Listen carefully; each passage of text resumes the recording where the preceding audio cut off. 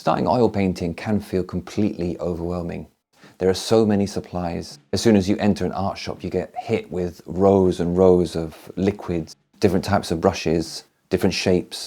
But don't worry, in this video, I want to show you exactly what you need just to get started and nothing that you don't. So whether you're completely new or coming over from a different medium like acrylic or maybe digital painting, you'll leave this video knowing the 5 essential tools and materials that I used when I first started oil painting. Okay, so the first thing you'll buy is your easel. I like recommending this one to beginner students because it's easy to pack away, it's not hugely expensive, you only buy it once, and it's pretty durable, and you can paint on a table. This is an H-frame easel, which means kind of looks like an H there, as opposed to an A-frame easel, which is a tripod easel. And I prefer these because you can get them perfectly vertical.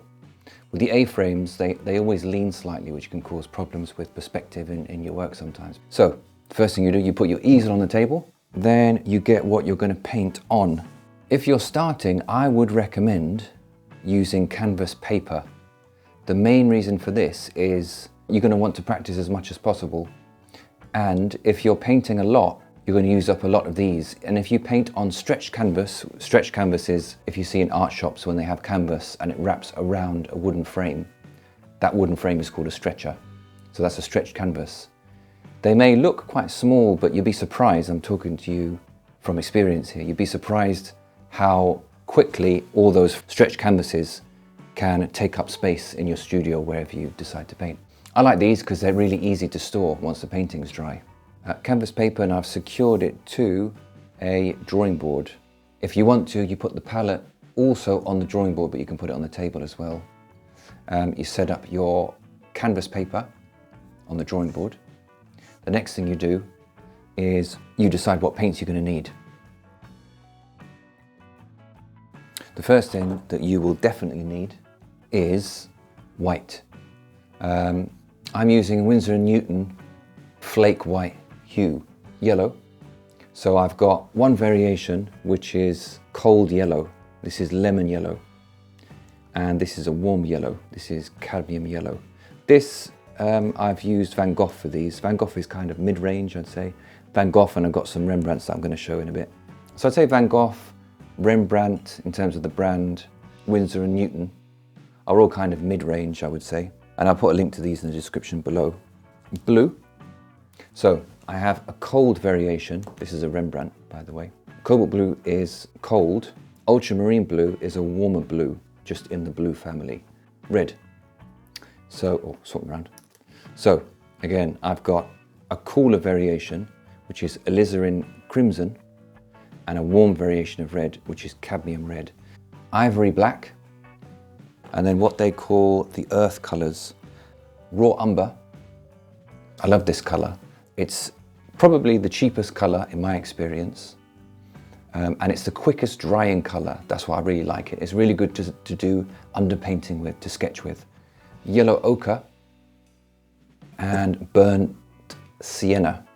Raw umber, yellow ochre and burnt sienna can give you massive shortcuts to painting a lot of colors if you want to do landscapes. Brushes, I would recommend. If you're painting on A3, which I think is a good size to paint on if you're a beginner, I'd recommend one Beast. This is a 12 hog hair brush to fill in big areas. 2 hog hair number 8 short flat brushes, a 5 and a 4. This is a filbert, you see it's got that kind of arc shape. And this is a long flat. 2 number 1 long flats. And then just so you experience the difference, and also so you got really small brushes, a number 1 synthetic. This could be good for like pupils and eyelashes, things like that. And a long flat number 6.